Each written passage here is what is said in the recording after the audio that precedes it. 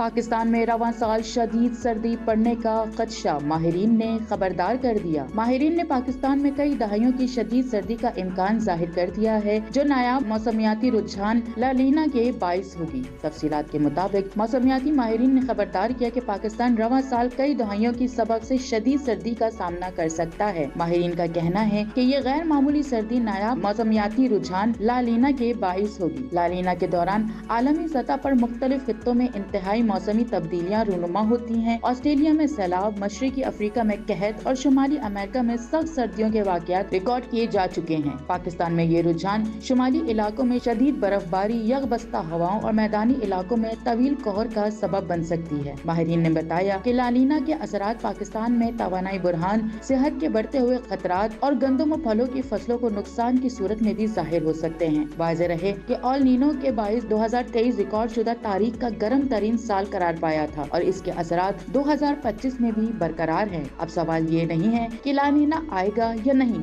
بلکہ یہ ہے کہ پاکستان اس کے ممکنہ اثرات کے لیے تیار ہے۔